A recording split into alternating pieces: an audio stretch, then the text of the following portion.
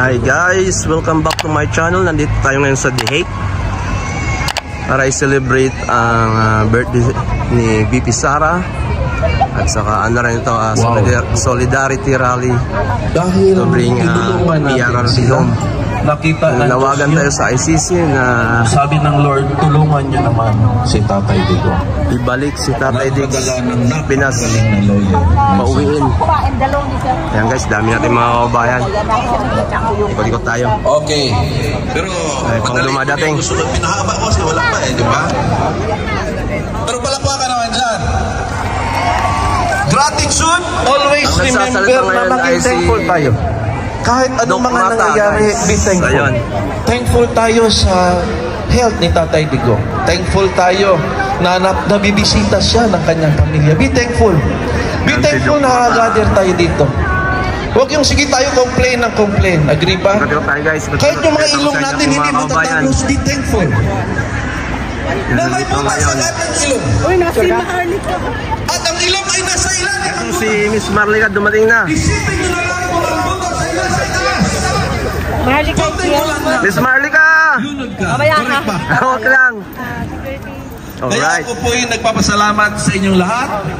Marami po ako sanang gusto pang sabihin, pero I just again would like to greet happy birthday to Sara.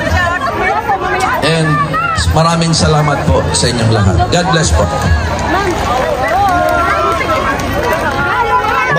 Maraming salamat po sa iyo, Dr. Marites. Okay po ba tayo lahat? Tatay Digong! Tatay Digong! Bring him home! Ang susunod po na magbibigay ng mensahe ay walang iba kundi ang councilor from Cagayan de Oro City, Councilor Joylyn Balaba. Let's give her a round of applause! Ayan guys, yung ating mga kabayan.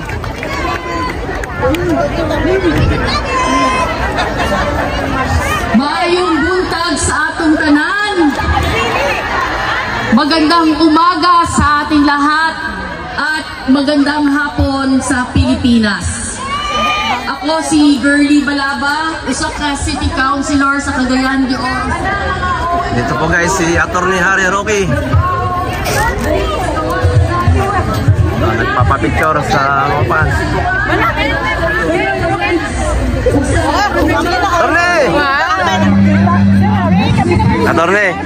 Nag-viral po yung ating dance move. Message lang po. Hello. Nag-viral yung ating dance move last Saturday. Naka 20,000 views tayo. Ano masasabi mo? Dance moves ulit. Alright.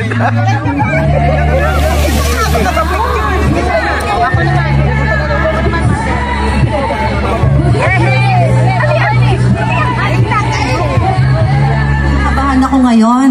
Yung guys, nandun na po si... Dahil ang dami-dami nyo na naman. Grabe. Thank you so much po sa inyong presence dito sa The Hague. Belgium. Italia. Aba, mahina ang lola mo doon, no? Anyway, thank you so much again po, ano? France! Ay, ang dami! Philippines! Wow! Alright! So, muli, maraming salamat sa lahat ng mga Pilipino na nagtsatsaga, talagang nagbiyahe, gumagastos, pinapawisan sa paglalakad para lang ipakita ang inyong pagmamahal, hindi lang para kay Pangulong Duterte, sa family niya, kundi sa mahal na inang bayang Tinubuan. Ngayon po, syempre, ang pinaka-espesyal na kaarawan ng ating future President, diba? I-claim na natin yan. President Inday Sara. Alright. Happy birthday, VP Inday. Kung nasaan ka man, naroon, happy birthday. French fries, yung ice cream po, libre po yan para sa lahat. Kung gusto niyo po kumuha po kayo, huwag po kayong mahiya. Sa ilalim ng puno guys. Ating mga ibang kababayan nagpipiknik. Laking puno. So yun po yung isang reminder at ngayon po ang magbibigay na naman ng mensahe para sa atin ang nag-iisang help me welcome him, Attorney Vic Rodriguez! Ayan guys, nandito si Attorney Vic Rodriguez magsasalita. Oh, ayos.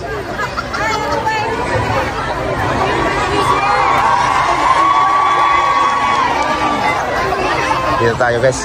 Hindi natin kita doon. Shout out. Oh, shout out. Alright. Ayun si Attorney Vic Rodriguez. Excuse po. Naku, may pagkain. Magandang araw sa lahat ng Pilipino saan mang bahagi ng mundo.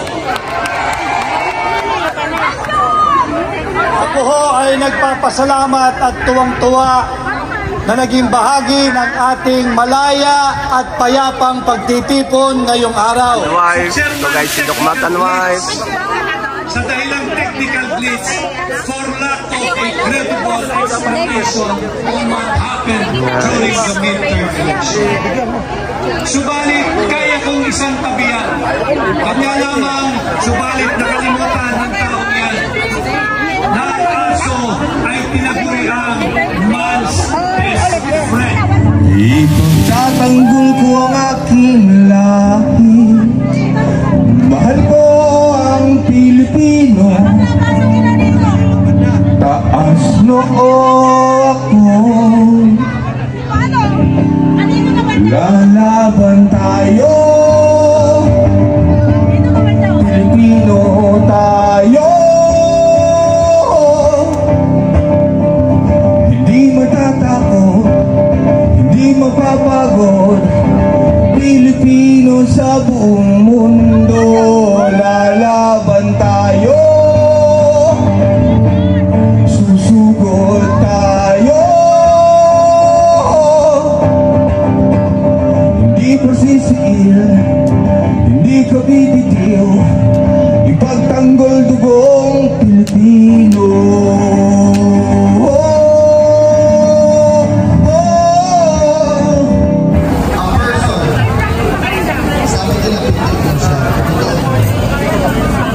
Yan, free french fries ulit kay ate.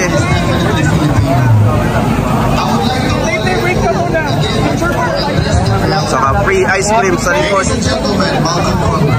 Ito po ay free ice cream. Yan, para sa ating mga kabayan. Free ice cream and free french fries. Thank you so much for being here. Malagaan Karawan, Polman, Vice President Sarah Duterte. Habang ang pila ng free lechon, free ice cream, and free french fries. Alright. Yan, free lechon. At saka may free na puto din. Ano to?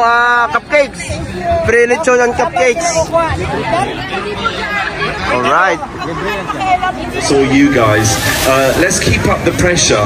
Somebody said to me the other day, why don't we start writing to the press? You know, we've all got computers, we've all got time. Why don't we write to the newspapers, CNN, The Guardian, The Times? There's no harm in trying. I'm not saying we should spam them, but I'm saying we should all give our effort to try and bring... Masaya po siya kung kami ay nagbibisita ako sa detention cell niya. Ito sinasabi ko, ang mga supporters mo ay talagang araw-araw nandyan. Diyan na kumakain, diyan na lahat. So in behalf of PRRD, maraming salamat po sa inyong lahat. Ang taga-UK! Energetic pa din sila kahit daw nagbiyahe sila, land trip, sumakay pa sila ng ferry at ngayon nandito na sila. Magpapatalo ba ang France? Malakas pa din sila kahit nagreklamo na sila, ma'am, kasi upo daw sila ng upo. Ulitin nga natin yung France! Grabe, hindi talaga nagpapatalo simula pa ng umaga hanggang ngayon. Hindi pa yan nakakain!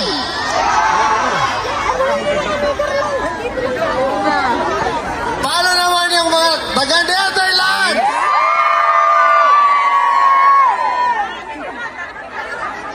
Paano naman yung from Germany? From Sweden? Pahina ng pahina. Paano naman ang galing sa Pilipinas? Mabuhay ang Pilipino! Mabuhay ang Pilipinas! Alam niyo guys, ang trabaho ko ngayon ay talagang i-make sure na tayong lahat ay masaya. I'm doing my best. Pero, yan, nagalit na silang mga taga-Belgium! Taga-Ireland! Luxembourg! Lana! Wala. From Qatar! Switzerland!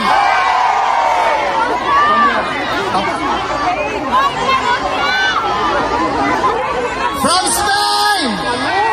Wala na, yung wala ko marinig. Pero ang petisyon, marinig ko ang France! Di din magpapatalo ang UK!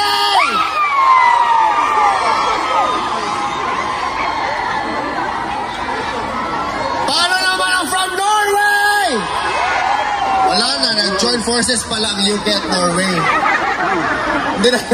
Hindi na natin malaman kung ano talaga. Huwag naman tayo magpatalo home court dito sa Netherlands! I-try natin ulit. From the Netherlands! Papatalo ba ang France? Hindi talaga matalo ang France, guys. Again, ladies and gentlemen, Senator Rodante Marcoleta!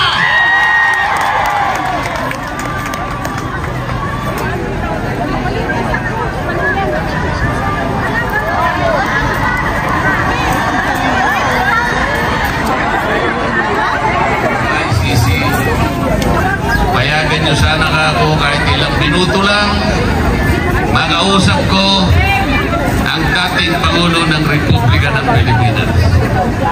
Mga kababayan, ang lahat ng ginagawa natin ay para sa Diyos, sa bayan, at sa bawat pamilyang Pilipino. Syukran.